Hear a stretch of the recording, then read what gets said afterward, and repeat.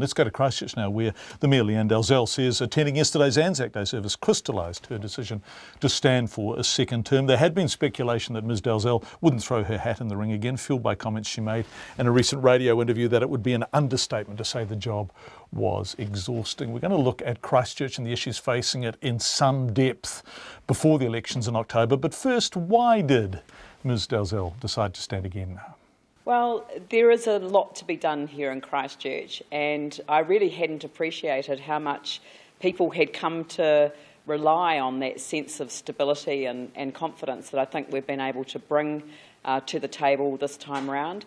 And when there was newspaper reports around, maybe I wouldn't stand, the feedback that I got was obviously a lot of support, but also a lot of concern that maybe I wasn't going to be there. And so I decided, actually really yesterday, as I was at ANZAC Day, people were talking about service and what that meant to the community. And I just couldn't say to people, look, I haven't made up my mind. I had to make up my mind, and I did.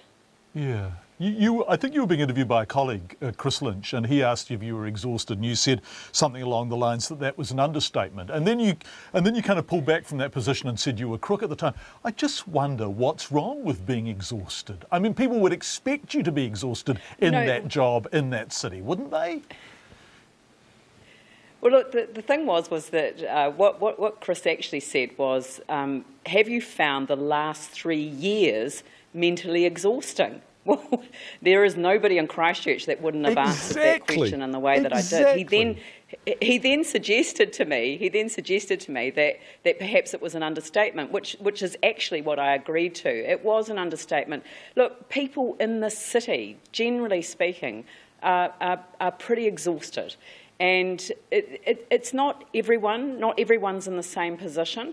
But hey, if a mayor can't speak out and say, actually, I feel the same way that a lot of other people do in the city, then doesn't that say something wrong about what we expect from our leaders and also what we expect from our community? Yes, it does. And I wonder if a stiff upper lip is not required in Christchurch now. And I wonder, actually, if that raw humanity endeared you to people, because a lot of people are on the ropes in that city, aren't they?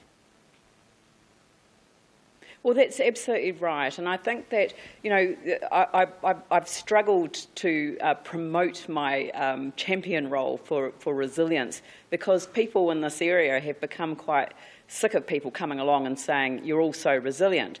But actually, it's a natural trait of a Cantabrian to be stoic, to say things are okay. But actually, sometimes things aren't okay. And that's why the All Right campaign has had such an amazing reach here in Christchurch. Just asking each other the question, are you okay? Are you all right? And all right has a question mark at the end of it. Yes. And it's an opportunity for people to say how they're feeling. That's how things are in Christchurch at the moment. And I really actually have valued the last couple of weeks, because it's really led to quite a significant outpouring of how people are feeling themselves, and that actually, in a way, I've given them permission to say, things aren't okay, things aren't all right for me right now, but they can be and they will be, and that's why I wanted to take away that pressure and offer people some reassurance that I'm putting my hat back in the ring. If I get re-elected, then people will know that I'm committed to the city, and that's really the message that I wanted to give yesterday.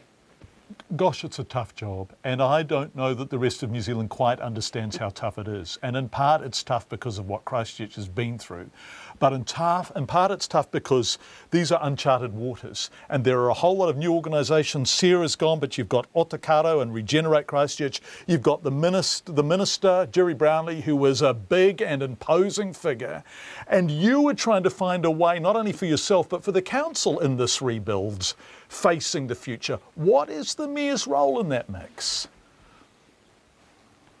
Well, it's been an interesting time, because one of the challenges that I have is that, people have an expectation that the Mayor can do things, and the Mayor can't do everything, and actually the council can't do things. And in fact, it was my frustration with you know, what I couldn't achieve. You know, I talked on that interview about how people were stuck with insurance, with EQC.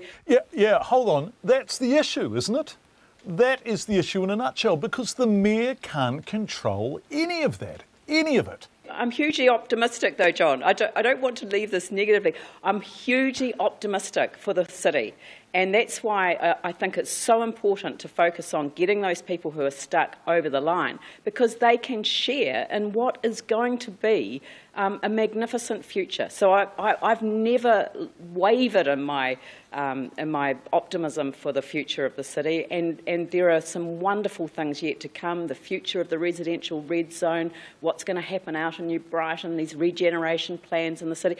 These are exciting times for our city, and we just want everyone across the line.